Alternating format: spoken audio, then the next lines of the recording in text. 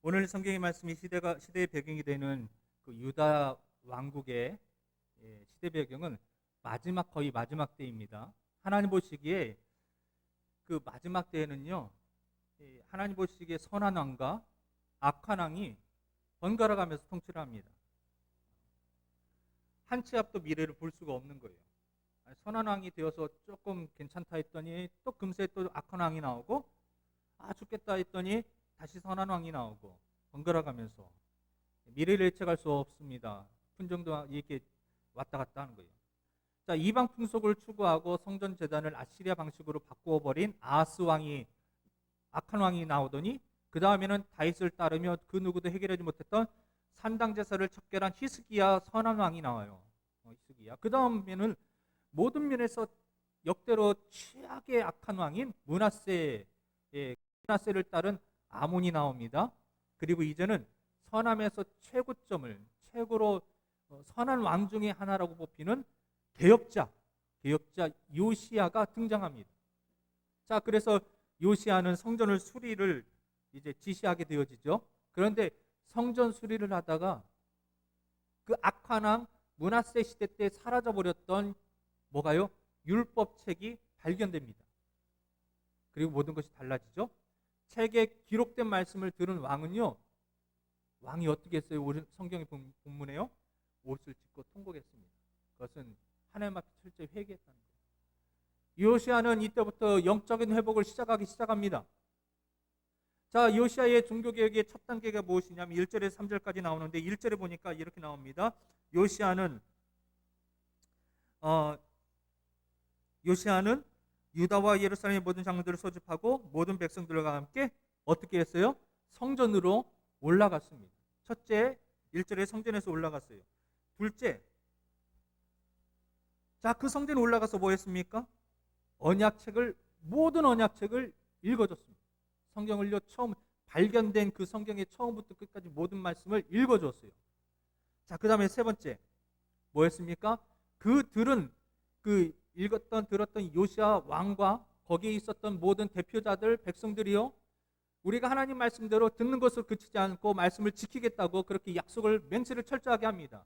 요약하면 그렇습니다. 첫째로 성전에 모였어요. 성전에 모였습니다. 우리처럼. 그리고 지금 우리처럼 말씀을 들었습니다. 그 다음에 말씀대로 산다고 약속을 했습니다. 자, 여러분 모였죠? 듣고 있죠? 그러면 이제 뭐 해야 되겠습니까? 말씀대로 살겠다고 다짐을 하셔야 됩니다. 자, 어느 시대나 어려운 현실은 존재합니다. 여러분, 어느 시대든지 어렵지 않은 시대가 없었어요. 사람들이 아우성치지 않은 시대가 없었습니다. 그러나 그때마다 어려움을 극복하기 위해서 하나님 백성들이 찾았던 방법, 어려움을 극복했던 하나님의 방법, 첫째 뭡니까? 하나님 앞에 모였습니다. 여러분, 코로나19 때문에 어려워하고 있을 때 하나님, 우리가 어떻게 해야 됩니까? 먼저 하나님 앞에 모여야죠. 그런데 세상은, 사단은 어떻게 해요? 코로나19니까 모이지 말라고 얘기합니다. 그럴듯하지만은, 그러나 그 방법이 옳은 것처럼 보이지만 아니에요. 우리 어떻게 해야 됩니까? 방역 수칙을 잘 지키고 모이면 됩니다. 아까도 말씀드렸듯이 마스크 다 쓰고 손 소독하고 철저하게 평소에 조심하고 모이면, 여러분, 몇만 명이 모이는 교회도 확진자 안 나와요. 확진자가 나오는 교회는요, 마스크 안 써서 그런 거예요.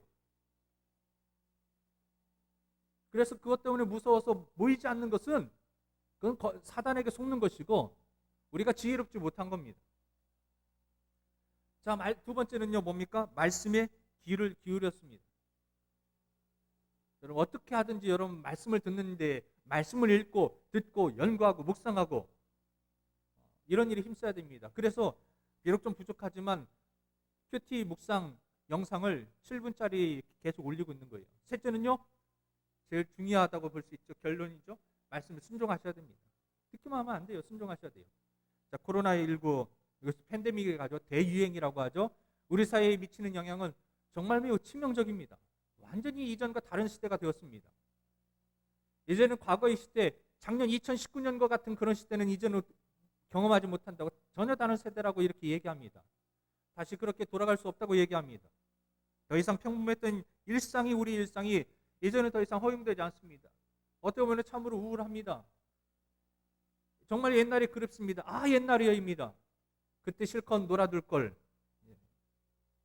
자, 그런데 교회도 예외가 아니죠.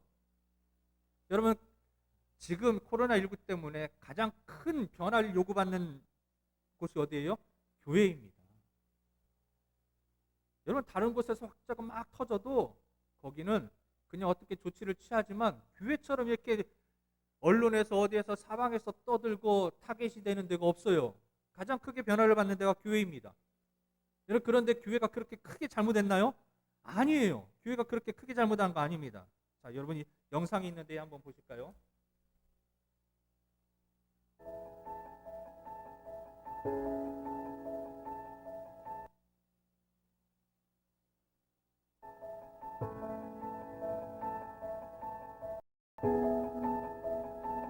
자, 교회 6만 3천 개의 교회가 있는데 그 중에서 40개 교회가 코로나 감염자가 나왔어요.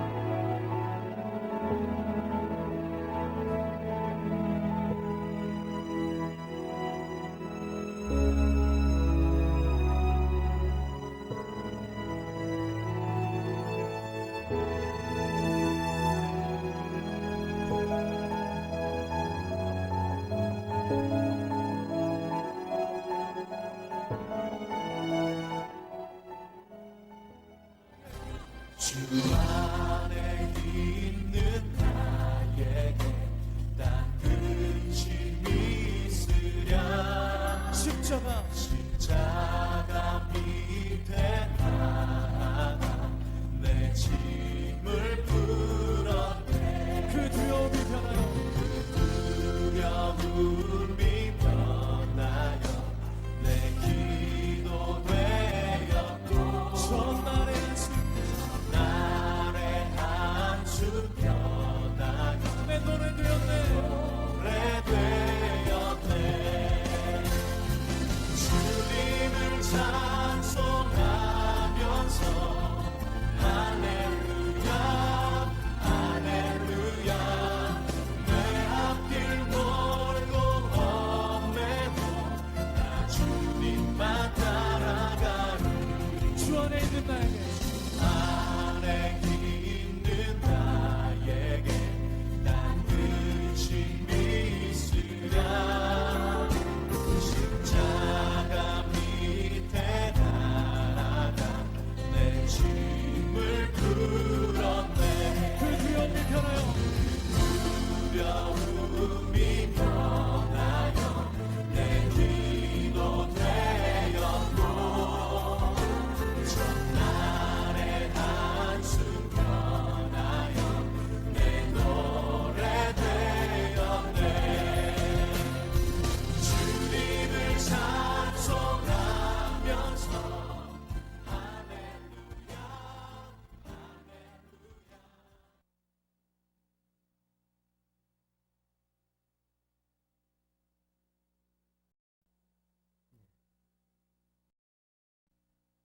다음에 불을 끌 때는 여기를 꺼주세요.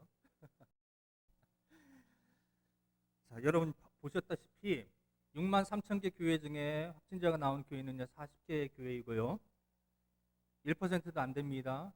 그리고 기독교 인구가 지금 뭐 여러 가지 따지면 좀 이따 나오겠지만 2015년 인구 센서스 조사 결과 900만 명이 넘어요.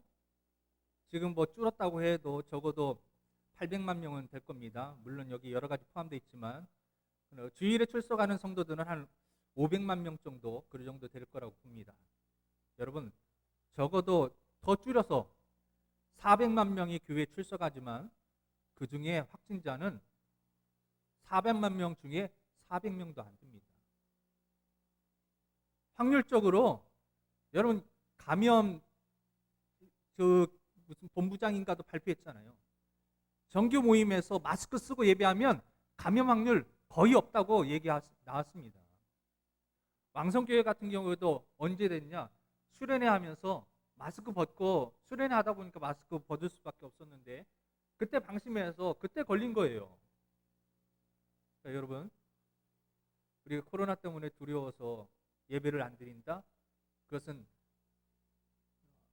우리가 지혜롭지 못한 것이고 잘못 오해하고 있는 겁니다. 우리는 오히려 마스크 잘 쓰고 철저하게 소독한 다음에 모여서 봐라. 철저하게 소독하면 예방할 수 있고 감염되지 않는다. 그걸 보여줄 수 있어야 됩니다. 자, 여러분, 교회는 그럼에도 불구하고 이거 정부에서 모르는 거 아닙니다. 사회가 모르는 거 아닙니다. 감염학자들, 의사들 모르는 거 아닙니다. 그럼에도 불구하고 뭔가 화살이 필요했던 거예요. 책임을 전가할 뭔가가 필요했던 겁니다. 어느 시대나 그런 게 있어요. 근데 그 중에 제일 만만한 게 어디입니까? 교회예요. 교회.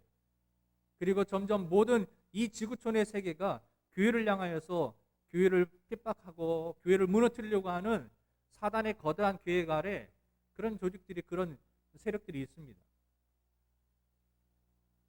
그러나 정부에서 우리에게 요구하는 변화는요, 너무나 가혹한 조치입니다. 지난주 금요일 날로 발표했죠. 정부에서 정규 모임인 예배 외에는 어떤 모임도 금지한다. 분명 이것은 거의 기독교 박해라고 표현해도 손색이 없을 정도로 과도한 요구였습니다. 이건 비단 우리나라만의 이야기가 아니에요. 미국은 더욱 심각합니다. 여러분, 미국에서는 우리나라보다 코로나19로 인한 피해가 더 심각해요. 코로나19의 감염의 위험이 있지만, 여러분, 그래서 이 미국에서 코로나19의 감염의 위험이 있지만 어쩔 수 없이 필수적으로 해야 될 활동, 그리고 비필수적인 활동을 구분해서 이거는 해도 되고 이건 하지 말아라고 그렇게 정리를 했어요. 그리고 발표했습니다. 자, 필수적인 활동 뭐냐? 상점, 마트, 식당, 주유소, 세탁소, 그리고 심지어 애완동물 가게도 필수 활동에 포함이 됐어요. 애완동물 활동이요. 그런데 여러분, 비필수 활동 하지 말아라. 없어도 된다. 안 해도 된다. 뭐가 있습니까? 영화관. 그래서 영화관들이 다 망하려고 해요. 극장, 연극, 문화행사, 콘서트, 그리고 카지노, 뭐 이런 거 당연하게 안 해도 되겠죠. 근데 여러분, 뭐가 있는지 아십니까? 교회입니다. 미국에서 교회는 엔터테인먼트에 속한다고. 여러분, 무슨 말이에요? 교회는 문화생활이라고 얘기하는 거예요. 종교생활이 아니라 문화생활이라고. 취미활동으로 교회를 그렇게 정의해버렸습니다. 취미활동으로요. 그래서 비필수 활동으로 분류한 거예요. 그래서 미국의 교회는요, 목사만 교회에 출입할 수 있고 나머지 경찰들이 앞에 지켜서 목사가 아닌 사람은 출입하지 못해요. 출입하면 벌금을 내리고 감금하고 붙잡혀 갑니다. 여러분, 근데 미국이라는 나라가 어떤 나라입니까? 청교도 정신으로 건국된 기독교 국가가 아닙니까? 여전히 지금도 기독교 국가라고 얘기하고 있고요. 아직도 대통령이요, 미국 대통령이 취임하려면요, 성경 위에 손을 얹고 선서하는 나라입니다. 그런데 그런 나라가 교회의 모든 예배를 금지시켰다는 것은요, 단지 미국 교회만의 문제가 아닙니다. 전 세계 교회의 문제이기도 합니다. 특히 우리 한국 교회는요, 미국 교회의 역사, 미국 교회의 변화를 한 20년쯤 뒤에 간격을 두고 그대로 따라왔어요. 미국 교회에서 찬양 예배가 한참 시작하자 한국 교회는 20년 뒤에 찬양 예배가 들어왔습니다.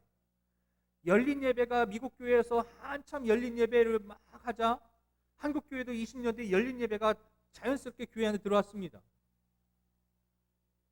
미국 교회 20년 뒤의 모습이 한국 교회예요. 자, 그러면 앞으로 한국 교회가 지금 이제 내년에 어떻게 될 건가 보려면 미국 교회가 20년 전에 어땠는가를 보면은 우리 한국 교회가 어떻게 갈 거라고 볼 수 있는데, 그런데 여러분, 코로나19로 인해서 미국 교회가 겪고 있는 이 위기, 예배 금지 조치가요, 한국 교회에도 그대로 적용된다면 20년 뒤가 되어야 돼요. 그런데 이 교회는 여러분 상상조차 할 수 없죠. 싫죠. 심각한 위기죠. 그런데 여러분, 이런 염려와 긴장감을 뛰어넘어 교회 입장에서는 공포스러운 대한민국 지침이 지난 금요일 날 발표되었습니다. 정규 예배 외에는 모든 것 금지. 찬송도 부르지 말고 기도도 소리내서 하지 말고 뭐하러 예배드리라는 거예요. 유독 다른 종교에 대한 언급은 전혀 없습니다. 오직 정확하게 교회만을 타겟으로 지적하면서 교회 모임에 제한을 두고 있습니다. 예배는 드리라고 하지만 실제로 가서는 찬송도 하지 말고 기도도 하지 말고 아무것도 하지 말고 입 다물고 가만히 있으라고 얘기합니다. 이것은 단순한 교회 모임에 제한을 두는 것을 뛰어넘어서 거의 핍박과 탄압에 버금가는 조치예요. 예배를 말살하는 겁니다. 과거에는 미국 교회 변화가 아까 몇 년 뒤에 한국 교회 왔다고 했죠. 20년 뒤라고 했습니다. 그런데요, 미국 교회 예배 금지, 모임 금지는 20년이 아니라 20년이 걸려서 20년 뒤에 일어날 일이 아니라 바로 한 달 만에 한국 교회로 들어와 버렸어요. 지난 3개월 동안 계속해서 정부와 언론은요, 코로나19 감염 확산의 주범으로 책임을 교회를 향해서 무차별적으로 쏟아냈습니다. 언론도 마찬가지였습니다. 여러분, 지난주에 말했던 2주 전에 불교 사찰에서 관련된 코로나 확진자가요 60명이 넘게 발생했는데도 어떤 신문사도 거기에 대해서 이거 교회처럼 얘기하는 신문사가 없어요. 언론사가 없어요. 사람들도 마찬가지입니다. 교회 뉴스가 나오면요 댓글이 비방에 엄청난 정말 살벌한 비난의 글들이 막 올라오는데요. 절에서 코로나 확진자 60명 나왔는데요. 어느 누구도 교회에 대해서 욕하는 사람이 없어요. 오히려 불교에서 절에서 확진자가 나왔는데 화살이 어디로 다시 교회로, 절에서 확진자가 나왔는데 교회가 잘못했다는 거예요. 말이 되는 겁니까? 그래서 지난주에 말씀드렸지만 거기에 그 인터넷 댓글 기록들을 이렇게 쭉 기록한 사람의 아이디를 딱 클릭하면 그 사람이 최근 2주일 동안 어떤 글을 썼는가가 볼 수가 있어요. 제가 봤더니요, 여러분, 이 사람 교회를 향한 거친 비난의 댓글을 달았던 사람들의 글이요 한 번에 다 보이는데요, 깜짝 놀랐습니다. 교회를 향한 비난의 댓글 쓰는 사람은요 직장도 없나 봐요. 직업도 없나 봐요. 하는 일이 없나 봐요. 눈 뜨자마자 저녁 늦게까지 여러분 한 시간에도 몇 개씩 매 시간마다 하루에 몇십 개씩 매일 교회를 비난하고 정부를 비난하는 글을 올리는지, 이 사람은 직업이 없는 것 같아요. 직업이 인터넷 댓글 알바인 것 같아요.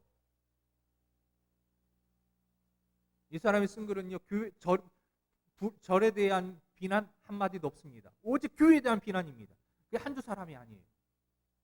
정말 말로만 듣던 댓글 알바 같습니다. 좀 넓은 아량으로 저 사람이 쉬는 날 좀 적극적으로 했나 보다 생각할 수 있지만, 그런데 어제도 했고 그제도 했고 그저께도 했고 일주일 내내 해요. 그래서 저는 교회를 무너뜨리기 위한 어떤 반기독교적인 세력과 조직들이 교회를 부정적인 여론을 형성하기 위해서 댓글을 하고 있구나, 그런 합리적인 의심을 할 수밖에 없습니다.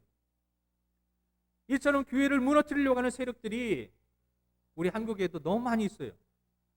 여러분, 20세기 세계 기독교 역사, 그것을 볼 때, 또 우리 한국 기독교 역사를 볼 때 기독교를 가장 크게 핍박했던 두 가지 세력이 있습니다. 첫째는 이슬람입니다. 둘째는 공산주의입니다. 두 세력이 교회를 무너뜨리기 위해서 정말 무진장 애를 쓰는데, 가장 지금 현재 우리나라에 가장 크게 교회를 무너뜨리려고 하는 세력은 공산주의예요. 여러분, 공산주의의 최대의 적은 어디일까요? 민주주의 아닙니다. 공산주의의 최대의 적은 민주주의가 아니라 기독교입니다. 기독교만 무너뜨리면 민주주의는 자동으로 무너져요. 민주주의였다가 기독교 나라였다가 공산국가가 된 나라들을 다 보십시오. 먼저 기독교를 무너뜨립니다. 그럼 나라가 다 망하는 거예요.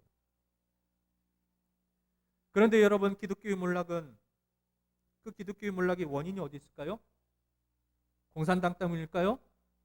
물론 겉으로 드러난 것은 공산주의자들 때문일 수 있습니다. 그러나 여러분, 외부로부터 오는 공격이 결정적인 교회를 무너뜨리는 원인이 되는 것은 아닙니다. 기독교 몰락 교회의 무너짐의 결정적인 원인은 바로 교회 안에 있었던 것입니다.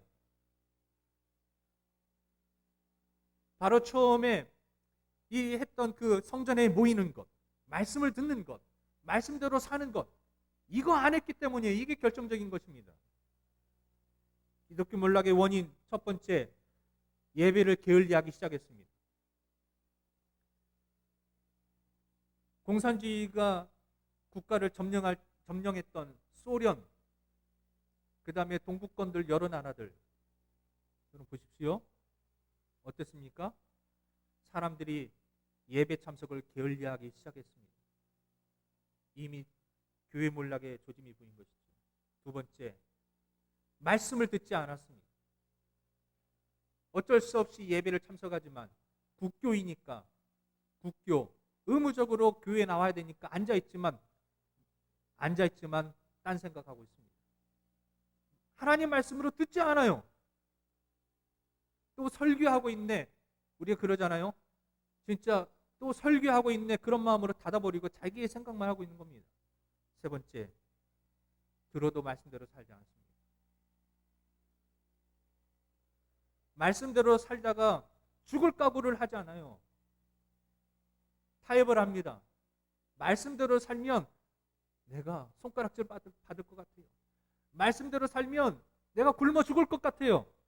말씀대로 살면 왕따가 될 것 같아요. 사람들이 무섭고 사회가 무서워서 적당히 두리뭉실하게 이 교회에도 발을 담그고 이 세상에도 발을 담그고 이중적인 이중생활을 하는 겁니다. 그것이 원인이었어요.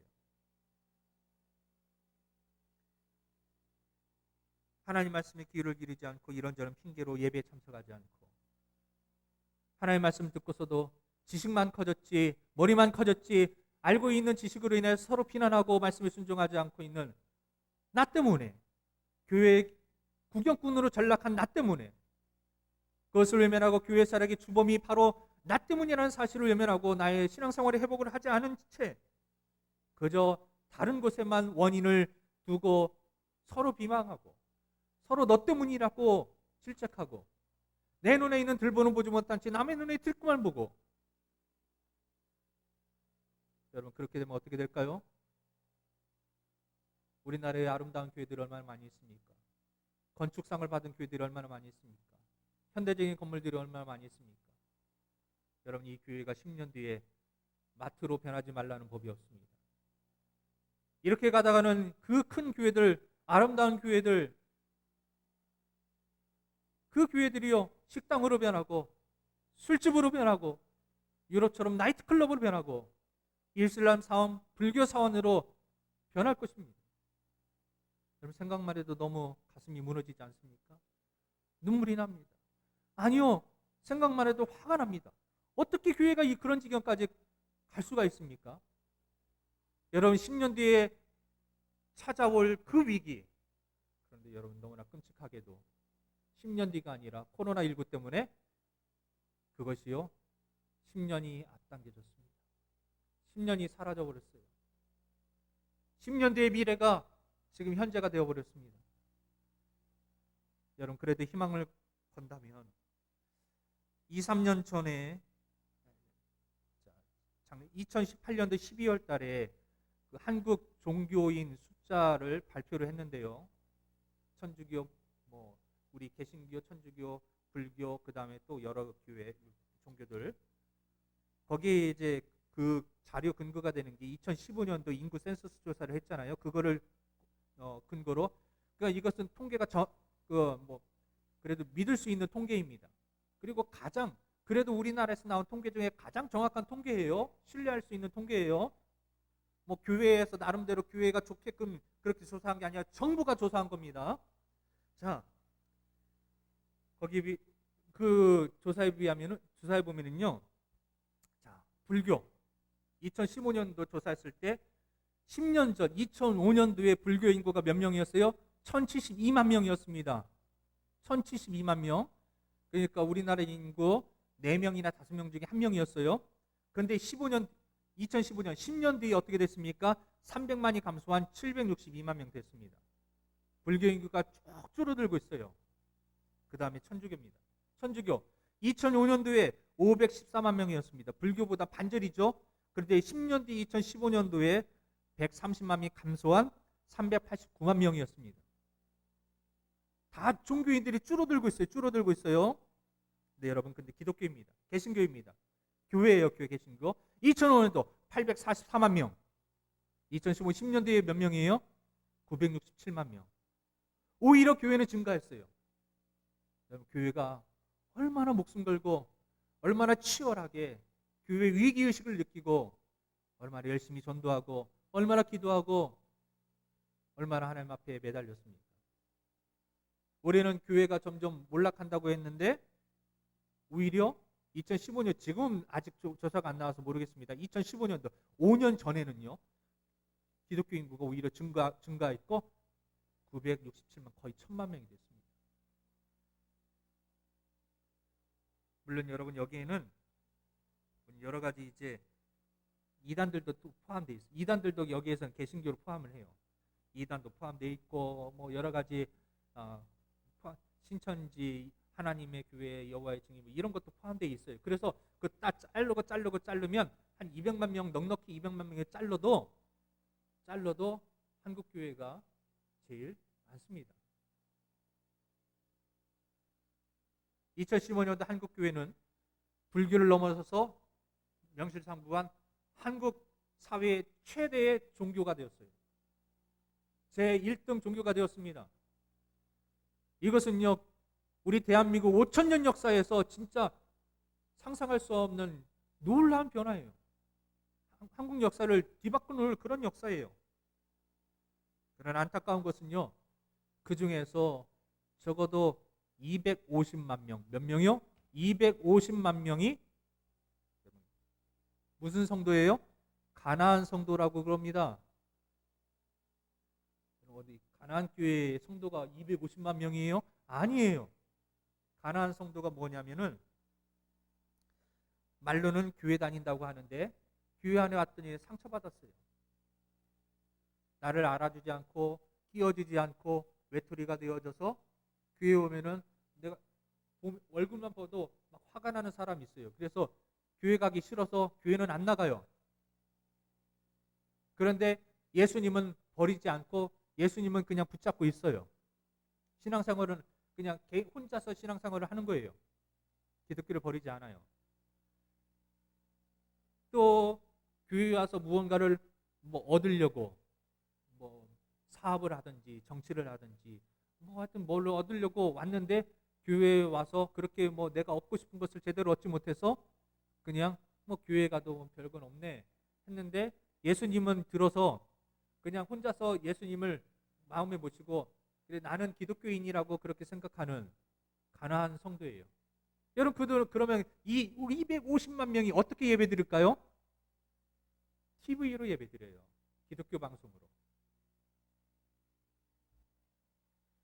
그런데 여러분, 코로나19 때문에 이것이 더 확실하게 드러났어요. 코로나19로 인해서 한국교회 출석 성도가 줄었죠. 그러니 헌금도 줄었죠. 물론 늘어난 교회도 여러분 20%나 코로나19 때문에 성도가 줄었는데도 헌금이 늘어난 교회가 20%다 돼요. 자, 코로나19 상황에서 재정이 여러분 늘어난 교회들은 어려움 속에서 늘어난 교회들은 기쁘지만 기쁘다고 여러분 표현을 못해요. 표정 관리. 자, 코로나19 때문에 한국 교회가 다 어려워하고 있는데 유독 재정적으로 이전보다 더 넉넉해진 데가 있어요. 그래서 여기는요, 표정 관리하느라고 지금 막 바빠요. 내색을 못해요. 막 기쁜데 재정이 늘어나니까 좋은데 기쁘다고 말을 못해요. 왜냐하면 다른 교회들이 다 죽어나가니까요. 어디일까요? 기독교 방송입니다. 기독교 방송. 왜요? 사람들이 교회 못 나가니까요. 예배는 드려야 됐고 영상으로 예배를 드리는데 어떻게 해요? TV 틀고 기독교 방송에서 주일날 오전 11시에 TV를 통해서 예배를 봐요. 그러면 여러분, 자기가 나가는 출석하는 교회 방송 안 보고요. 기독교 방송 보는 거예요. 전국의 유명한 목사님들 설교를 듣는 거예요. 본인 교회 목사님 설교, 우리처럼 유튜브 방송 하는데도요, 많은 교회도 유튜브 방송 하잖아요. 실시간 방송 하잖아요. 자기 본인 교회 안 봐요. 본인 교회 보는 사람은요, 30%밖에 안 됐대요. 그러면 나머지 70%는 어떻게 되느냐?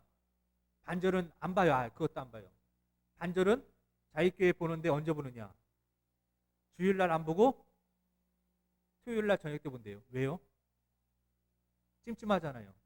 내일이 주일인데 우리 교회 거 안 보면은, 내일이 오면은 우리 교회 예배 안 드린 것 같으니까 집중하니까 그 숙제한다고 토요일날 저녁 때 우리 교회 유튜브 보는 거예요. 자, 기독교 방송에서 그렇게 예배를 드리면서 얼마나 유명한 목사님들 훌륭한 설교를 들으니 은혜가 되겠습니까? 그러니까 은혜 받으니까 기독교 방송에다가요, 헌금을 막 하는 거예요. 온라인으로. 그래서 기독교 방송이요, 이전보다 훨씬 더 후원금이요 너무 많아져가지고 너무 좋은데 좋다고 말을 못해요.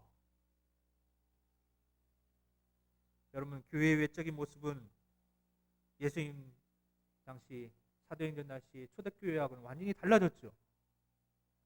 여러분, 초대교회 때 어떤 이런 건물이 있습니까? 이런 프로젝트가 있습니까? TV, 이게 컴퓨터가 있습니까? 마이크가 있습니까? 완전히 달라졌죠. 피아노가 있습니까? 아무것도 없었죠. 심지어 한국교회 100년 전과 비교해도 여러분 어떻습니까? 너무나 많이 교회가 변화됐어요. 예배의 모양도 달라졌습니다. 순서도 달라졌습니다. 그러나 여전히 하나님은 달라진 순서, 달라진 기구들, 달라진 건물, 그러나 모양은 달라졌지만 그러나 우리 예배는 하나님 받으셨습니다. 그 예배 중에 하나님 임재하셨고, 그 예배 중에 우리에게 은혜를 주셨고, 감동하셨고, 우리를 살려주셨고, 새 힘을 주셨고, 우리에게 복을 예배 중에 우리에게 허락하여 주셨습니다. 피아노 처음 한 교회 예배당에 들어왔을 때, 다른 나라 아니고 우리나라요, 피아노 처음 들어왔을 때 여러분 어땠을까요? 소리가 너무 경박하다고, 너무 가볍다고, 예배에 안 맞다고 사람들이 피아노요 못 들어오게 했어요. 여러분 상상이 되십니까? 이 피아노 소리가 너무 가볍대요. 너무 경박하대요. 예배하고 맞지 않대요. 여러분 지금 어떻게 됐습니까? 가장 필요한 악기가 되었어요. 가장 좋아하는 악기가 되었습니다.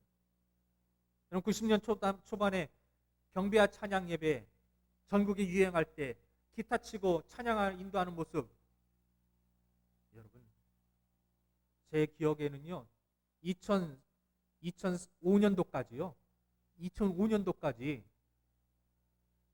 기타 치고 찬양할 때 어떤 장로님이요 벌떡 일어나더니 그 예배 시간에 기타 치고 드럼 치고 뭐 하는 거냐고 소리 지르고요 집으로 가버렸어요. 장로님이요. 최근까지 그랬습니다. 드럼 치는 거 보면은요 이게 무슨 나이트클럽이냐고 막 고함 지르면서 청년들을 향해서 막 나무라고 못마땅했던 장로님들, 어른들. 근데 지금 어떻게 됐습니까? 여러분 그런데 그때 청년들은요 어느 때보다 더 큰 은혜 받은 거예요. 그 청년들이 그때 은혜 받고 변화되어서 지금 30대 40대 교회의 주역이 된 겁니다. 그때 청년들 없었으면 지금 한국교회는 완전히 다 무너졌어요. 그런데 여러분 보십시오. 교회가 변화됐어요. 어떻게요? 떡하니 우리 교회도 물론 드럼 주자가 없지만은 강대상 위에 목사하고 같은 높이에다가 드럼을 놨어요. 우리 교회만 그렇습니까? 거의 대부분이 그렇습니다. 여러분 코로나19로 인해서 우리는 10년 뒤에 경험해야 될 세계를 10년 앞당겨서 갑자기 경험하게 되었습니다. 자, 여러분 여기 화면에 점이 2개 있죠? 이게 종이에요, 종이. 종이 위에다가 점을 2개 그려놨는데요. 자, 이 점과 점을 가장 가깝게 연결하려면 선을 어떻게 그려야 될까요? 자를 대고 직선으로 쭉 그으면 됩니다. 직선으로 쭉 그으면 제일 가깝죠? 틀렸어요, 여러분. 아닙니다. 어떻게 할까요? 우리는 지금까지 줄을 직선으로 자를 대고 그으면 제일 가깝다고 생각했어요. 어떻게 해야 될까요? 어떤 모양이에요? 접으면 돼요. 접으면요. 점과 점이 맞닿게 접으면 그게 제일 가깝게 되는 거예요. 여러분 지금 코로나19 시대가 10년 뒤의 세계를요. 10년 뒤까지 우리 한국 사회는요 정말 빠르게 잘 달려갔잖아요. 어느 세계보다 어느 나라보다도 앞장서서 막 달려갔는데요. 그것보다요 더 앞당 완전히 이렇게 딱 압축해서 접어가지고요. 10년 뒤에 일어날 일을 지금 우리는 10년의 세월을 껑충 뛰어서 10년이 사라졌어요. 그런 세계를 지금 우리가 이제 경험하는. 그러니까 얼마나 적응하기가 어렵습니까? 얼마나 혼돈스럽습니까? 젊은이들은 그래도 집에서 스마트폰으로 인터넷 하면서 그래도 자가격리 2주일을 버텨요. 근데 어른들은요, 너무 힘들어요. 집에만 있기. 조금 오늘은 좀 길어지지만 여러분 코로나19로 인해서 이 2020년 전반기에 세계적인 기업들, 큰 대형 기업들, 이름만 들어도 알만한 기업들이 다 문을 막 다 부도나고 문을 닫기 시작했습니다. 근데 그 중에 기업 중에 하나가 이게 뭐예요? 디즈니랜드입니다. 세계에서 가장 큰 놀이동산 테마파크예요. 1년 동안 수십만 명이 여기를 찾아갑니다. 그리고 전 세계에도 여러 군데가 있어요. 근데 여러분 여기가요. 문을 닫아 코로나19 때문에 못 가요. 갈 수가 없어요. 부도 직전입니다. 누가 이 디즈니랜드가 망할 거라고 생각했습니까? 그래서 여러분 다행히도 디즈니랜드가 지금 버티고 있어요. 왜요? 여기 보십시오. 디즈니에서 뭐 만들죠? 디즈니랜드만 있는 게 아니라 만화 영화를 만들어요. 그 다음에 디즈니 만화 영화도 있고요. 픽사라고 하는 두 번째로 또 세계에서 두 번째로 큰 만화 만드는 영화가 있는데 그걸 인수해가지고 자기 회사로 만들었어요. 그 다음에 마블이라고 하는 정말 전 세계 인구 몇 억이 보는 어마어마한 자동차를 뭐 수천 대 판 것보다 훨씬 더 돈을 많이 버는 마블이라는 영화도 만들었고요. 스타워즈, 그 다음에 내셔널 지오그래피 이런 것들을 다 인수해서 했는데요. 원래는 디즈니 TV가요. 넷플릭스라고 들어보셨습니까? 거기에 넷플릭스라고 하는 TV 서비스 업체 케이블 TV, 우리나라에서 케이블 TV 그런 데다가 거기에 얹혀 살았어요. 거기 전세들어 살았는데 아니다. 야, 우리가 이제 독립하자. 우리 집 사가지고 우리가 방송하자. 그래서 디즈니 TV 채널을 만들어서 방송으로 만들었어요. 몇 년 전에. 그런데 코로나가 탁 터지니까요. 사람들이 집에서 뭐해요? 할 거 없으니까 디즈니 여기 이 TV에서 만화 영화, 애들은 만화 영화, 어른들은 마블 영화, 그 다음에 내셔널 지오그래픽 다큐멘터리 이런 거 보면서요. 그걸로 지금 돈 벌고 있으면서 지금 버티고 있는 거예요. 변화하니까 살아남는 거예요. 지난주에 얘기했죠. 여러분 여기 상자에 뭐라고 써 있어요? 던킨 도너츠. 그런데 지난주에 뭐라고 얘기했죠? 이 던킨 도너츠가요. 2018년도 8월 달에 야 우리 이제 던킨 도너츠에서 도너츠 빼버리고 던킨이라고만 하자. 여기 던킨이라고 써 있죠. 도너츠 뺐어요. 여러분 이 회사가 유명한 뭐 때문이죠? 맛있는 도너츠 때문이에요. 그런데 도너츠를 자신의 회사의 상징인 생명처럼 여겼던 그 기둥을 빼버렸어요. 그리고 어떻게 바뀌었습니까? 앞으로는 우리가 살 길은 도너츠가 아니고 음료수다.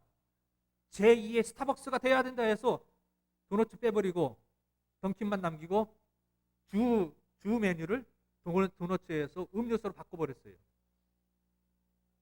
그리고 또 하나 이 회사가 지난주에 얘기했죠. 어떻게 했습니까? 이 회사가요. 그래서 모든 기업들이 다 망해가는데 이 회사는요. 코로나19 때 오히려 매출이 늘고요. 기업 가치가 급상승했습니다. 왜일까요? 바로 스마트폰으로 주문하면은 배달해주고 스마트폰으로 주문하면 몇 킬로 전에 주문하면은 거기 가서 바로 받아와요. 그리고 여러분 이쪽 오른쪽에 있는 그림 보시면 조그마한 뭐 이렇게 납작한 게 있는데 그게 그 인공지능 스피커예요. 우리나라 카카오 미니 뭐 그런 건데요. 여기다 대놓고 우리나라 말은 헤이 카카오 던킨도너츠 주문해줘. 지난주에 주문했던 거 그거 똑같이 주문해줘. 말하면 배달이 와요. 그냥 뭐 스마트폰 누를 필요도 없어요. 거기다가 말로 야 카카오야 내가 지난주에 그 던킨도너츠 주문했잖아. 똑같이 주문해 줄래? 예, 알겠습니다. 주문한 30분 뒤에 도착해요, 집으로. 그래서 밖에 못 나가는 사람들, 그 다음에 차에 있는 사람들, 그래서 던킨 도너츠예요. 사람들이 머무는 시간 5분도 안 돼요.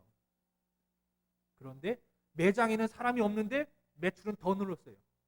달라진 거예요. 이거 뭐 피자 회사예요. 여러분 줌이라고 하는 피자 회사인데요. 이 회사는요, 이 주문을 하죠. 고객이 주문하죠. 그럼 이 차가 움직여요.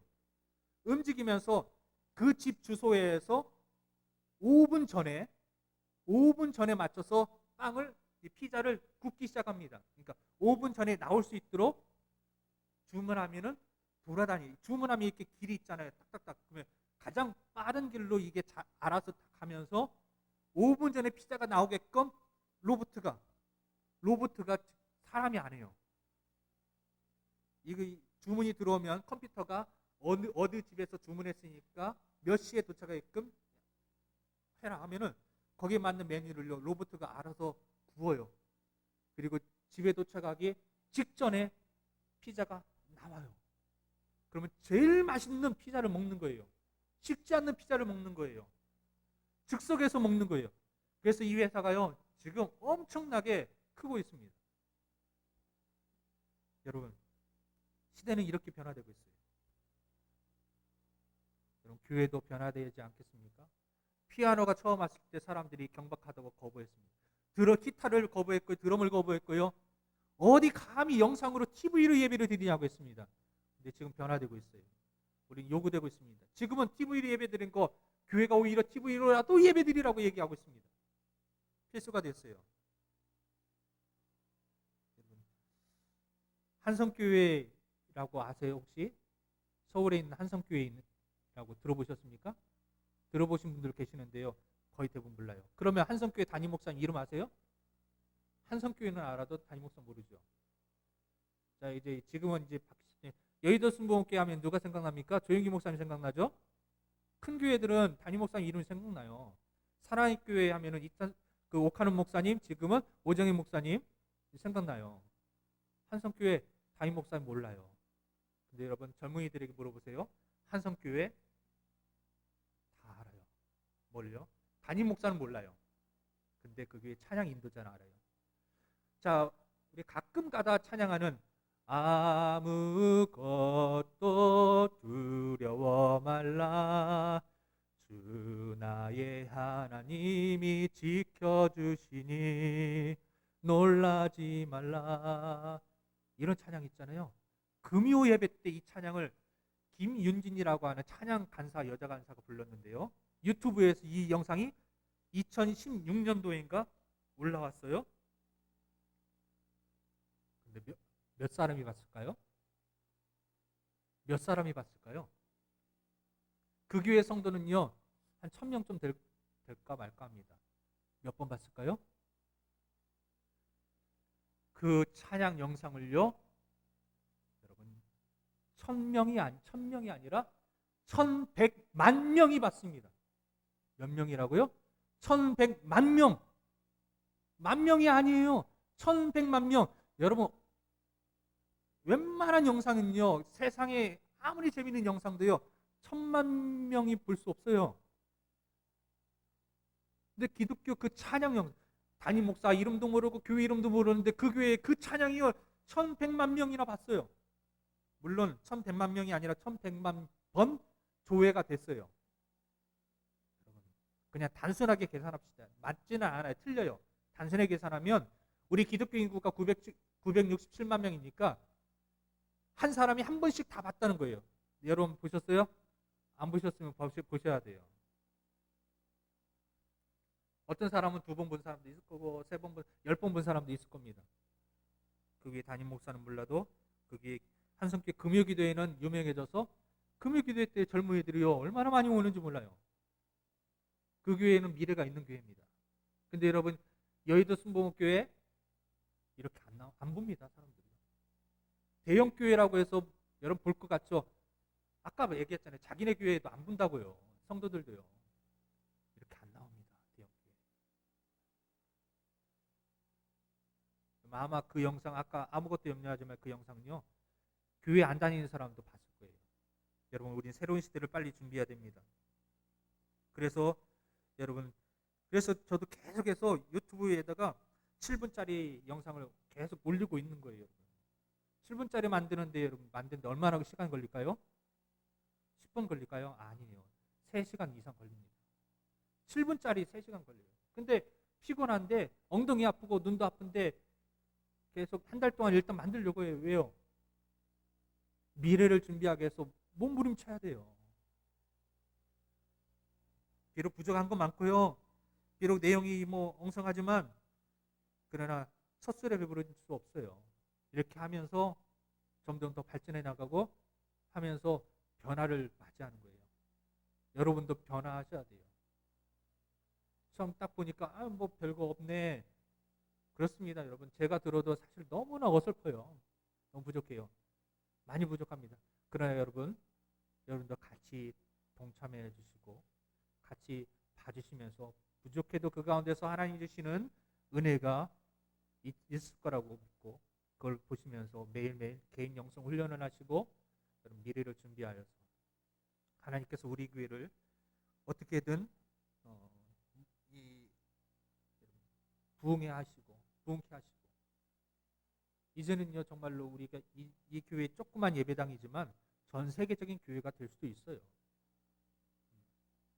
이제는 예배당 규모와 상관없는 거예요. 1,100만 명이 봤다니까요. 우리 교회라고 해서 10,000명이 20,000명이 우리 교회 예배 안 보라는 법이 없어요. 같이 기도해 주셔야 됩니다. 같이 기도해 주시고 중보 기도를 여러분 해 주시기를 주님의 이름으로 부탁드립니다. 아멘.